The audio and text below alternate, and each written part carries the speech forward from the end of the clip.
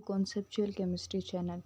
पिछली वीडियो में हम लोगों ने ब्रोंज़ेड कॉन्सेप्ट को एक्सप्लेन किया, बहुत ही डीपली एक्सप्लेन किया था कि क्या क्या चीज़ें वहाँ होती हैं, किस तरह हम लोग आइडेंटिफाई कर सकते हैं कि ब्रोंज़ेड बेस क्या होता है, ब्रोंज़ेड एसिड क्या होता है।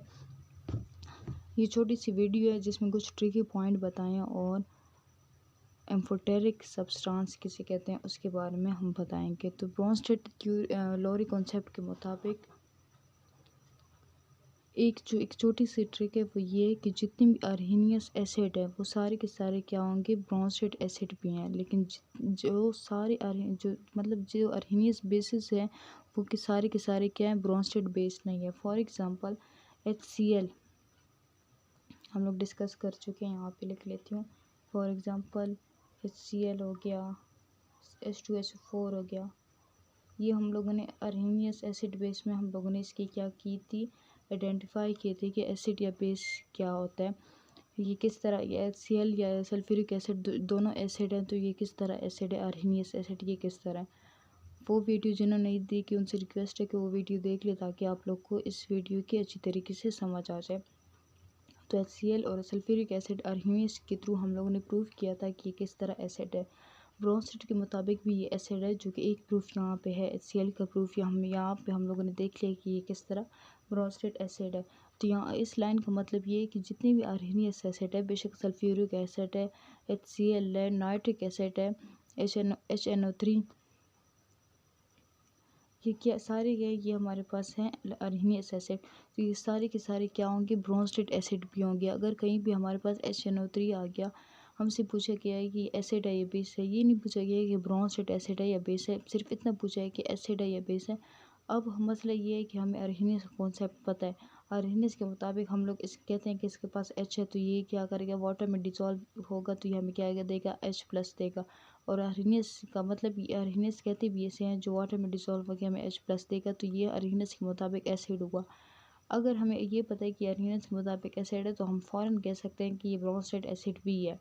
बेशक हमें इसकी एक्सप्लेनेशन ना पता हो, मैंने भी बता दी है, लेकिन कहीं पे अगर आपको किसी चीज़ की ना पता हो, कोई इस तरह MCQs टाइप है, उस पर आपको सोचने के लिए इतना टाइम नहीं है, तो आप डायरेक्ट बता सकते हैं क्योंकि ये अर्हीनियस एसिड है। और ये प्रूफ करके बताया गया कि जितनी भी अर्हीनियस एसिड हैं वो ब्रोंज़ेड एसिड भी हैं। लेकिन जितनी भी अर्हीनियस बेसिस है वो ब्रोंज़ेड बेसिस नहीं है। तो आपने ये नहीं करना कि अगर कहीं पे कोई बेस देख ले, जैसे NH3 है, तो आप कहेंगे कि NH3 क्या, ये अर्हीनियस बेस क्या है। क्यों बेस है? NH3 जो है, जैसे इसकी एक्सप्लेनेशन अर्हीनियस के पास बिल्कुल थी नहीं, ये अगर बेस है तो इसकी एक्सप्लेनेशन अर्हीनियस कॉन्सेप्ट के पास नहीं थी। लेकिन ये ब्रोंज़ेड बेस है और इसको ब्रोंज़ेड कॉन्सेप्ट ने एक्सप्लेन किया, इसलिए यहाँ पे कहा है कि जितनी भी अर्हीनियस बेसिस हैं वो ज़रूरी नहीं है कि वो ब्रोंज़ेड बेस है। कहीं पे एक आध केस ऐसे हो सकता है कि जो अर्हीनियस बेस है वो ब्रोंज़ेड बेस भी होगा, लेकिन ज़रूरी नहीं है कि कोई भी बेस, आपको पता है कि अर्हीनियस बेस है तो आप कह देंगे ये क्या है, ब्रोंज़ेड बेस भी मेरे पास है। जैसे NH3 है, ये अर्हीनियस, तो इसकी एक्सप्लेनेशन नहीं करते, लेकिन ये ब्रोंज़ेड बेस है, तो अभी हम ये नहीं कर सकते ये अर्हीनियस बेस भी है। आई होप आपको क्लियर होगा। और दूसरी जो फर्स्ट वीडियो जो एसिड बेस की वीडियो है, उस पर मैंने ये बात बहुत स्टार्ट में बताई थी कि जिस चीज़ के एंड में एसिड आ जाता है वो उसका मतलब होता है कि ये क्या है, एसिड हमारे पास है। जिस कंपाउंड में, जैसे hydrochloric acid HCl, sulphuric acid, nitric acid HNO3, इन सब के एंड में क्या आ रहा है, जैसे ये HCl, H2SO4, HNO3, H2CO3, carbonic acid. देखिए इनके नामों के एंड में क्या आ रहा है, एसिड आ रहा है। तो एसिड, जब एक चीज़ खुद बता रही है कि मैं एसिड हूँ, तो मानना तो चाहिए। तो ये सारे क्या है, हमारे पास एसिड। अब ये जितने भी एसिड है, ये क्या है, नाम एक तो ये क्या है, इन सब के एंड में क्या आ रहा है, एसिड। तो ये सारे एसिड क्या है, अर्हीनियस एसिड भी हैं, ब्रोंज़ेड भी हैं, लीविस एसिड बेस भी हैं, सॉरी, तो ये ना लीविस एसिड भी हैं। तो ये HCl क्या है, लीविस एसिड भी है, ब्रोंज़ेड भी। इसी तरह कार्बोनिक एसिड लीविस एसिड भी है, ब्रोंज़ेड भी है, अर्हीनियस भी है, क्योंकि इनके नाम के एंड में क्या आ रहा है, एसिड आ रहा है। इसी तरह ये सोडियम हाइड्रोक्साइड है, तो इनके नाम के एंड में क्या आ रहा है, हाइड्रोक्साइड। तो हाइड्रोक्साइड क्या रिप्रेजेंट कर रहा है, बेस है। तो जहाँ पे भी आप लोग ये देख ले कि OH है, OH इनके एंड में आ रहा है, तो ना हाइड्रोक्साइड का वर्ड इनके एंड में आ रहा है, तो वो क्या होगा, हमारे पास अर्हीनियस बेस भी होगा, ब्रोंज़ेड बेस भी होगा, लीविस बेस हो गया। Hydroxide word represent base, while acid represent the word acid.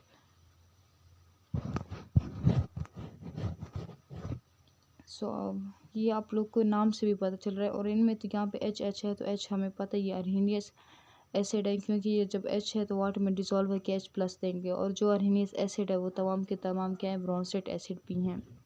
लेकिन ब्रोंस्टेड बेस पे अगर एक बेस है तो हम उसके लिए अपना ये ब्रोंस्टेड कॉन्सेप्ट यूज़ करेंगे। अगर वो अरहीनियस बेस है तो ब्रोंस्टेड कॉन्सेप्ट को यूज़ करके बताना होगा कि ये ब्रोंस्टेड बेस है या नहीं। ज़रूरी नहीं है कि अरहीनियस बेस भी क्या हो, ब्रोंस्टेड बेस हो।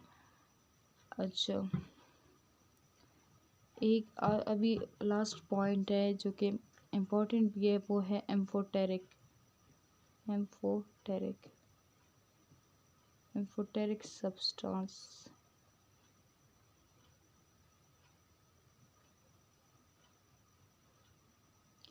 एम्फोटेरिक सब्सटेंस किसे कहते हैं? एम्फोटेरिक सब्सटेंस वो होता है जो कि एसिड के तौर पर भी बिहेव करे और बेस के तौर पर भी बिहेव करे, उसे हम लोग कहते हैं एम्फोटेरिक सब्सटेंस।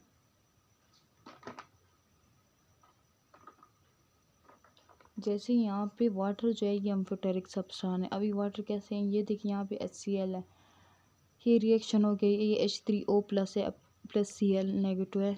आप अगर कोशिश करें तो अभी वीडियो को पॉज कर देंगे यहाँ पे और 5 मिनट ले ले, ये देख ले पहले कि इसमें HCl, इस ऊपर रिएक्शन में एसिड कौन सा है, बेस क्या है, कौन सा इसमें एक एसिड कौन सा है, ये बेस कौन सा है। आप अगर ख़ुद आइडेंटिफाई कर ले तो एक छोटा सा टेस्ट हो जाएगा, और दूसरी बात आपको एम्फोटेरिक की आसानी से समझ आ जाएगी।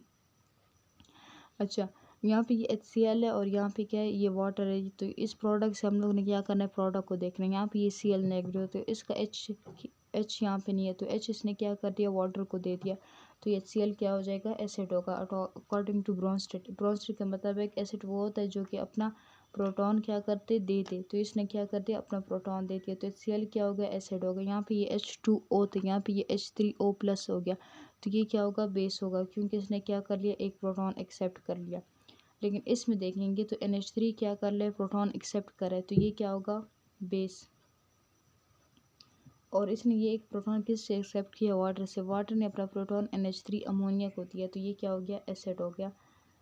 अब यहाँ से हम लोग एम्फोटेरिक की जो है एम्फोटेरिक सब्सटेंस को समझते हैं। एम्फोटेरिक वो सब्सटेंस होता है जो कि बिहेव करते हैं बेस के तौर पर, as well as the substance which behave as acid as well as base. वो सब्सटेंस जो कि एसिड के तौर पर बिहेव भी करते हैं और बेस के तौर पर, the substance which behave like in acid as well as base.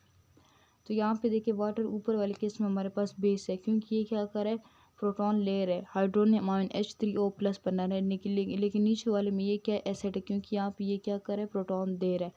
तो इस वाटर जो होता है वो तो हम कह सकते हैं water is amphoteric substance because it behave like in acid in above case while it behave also it act as a acid in the lower case।